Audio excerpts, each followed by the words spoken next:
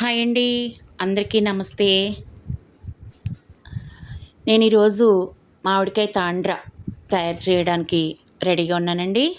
మరి మీరు కూడా చూసి నేర్చుకోండి. నేను మామిడికాయ తాండ్ర తయారు చేయడానికి ముందుగా ఒక 2 మామిడి పళ్ళు తీసుకున్నాను. వాటిని శుభ్రంగా కడిగేసి దాన్ని తొక్క తీసి వాటిని చిన్న చిన్న ముక్కలుగా కట్ చేసుకొని ఇలా బేసన్లో వేసుకున్నాను. ఆ వేసుకున్నటువంటి ముక్కలన్నీ కూడా ఒక మిక్సీ బౌల్లో వేసుకొని ఆ ముక్కలకి సరిపడా బెల్లం, అంటే ఒక గ్లాసు ముక్కలు అనుకోండి, అర గ్లాసు బెల్లం తురుము వేసుకొని వాటిని శుభ్రంగా ఇలా పేస్ట్లా చేసుకున్నాను.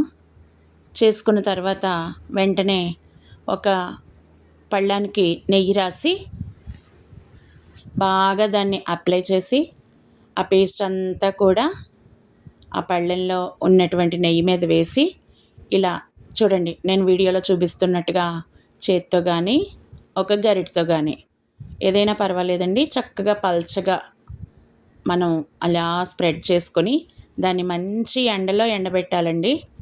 అలా ఎండబెట్టి ఒకరోజు సరిపోలేదనుకోండి, రెండో రోజు కూడా ఎండబెట్టుకొని దాన్ని మళ్ళీ తిరగబెట్టుకొని చుట్టూరా ఉన్నటువంటి స్లైసెస్ అన్నీ కూడా కట్ చేసేసుకొని మనకు ఒక షేప్ వచ్చేలాగనమాట అలా కట్ చేసుకొని వాటిని ఇలా నిలువుగా చాకుతో కట్ చేసుకొని వాటిని చిన్న చిన్న ముక్కలుగా, అంటే మన ఇష్టం వచ్చిన షేప్లో కట్ చేసుకొని మనకి నచ్చినటువంటి షేప్లో డైమండ్ కానీ స్క్వేర్ కానీ ఆ టైప్లో కట్ చేసుకొని ఇలా ఒక్కొక్క పీస్ని కూడా తీసుకుంటూ మనం ఒక పళ్ళెంలో సర్వ్ చేసుకోవాలి.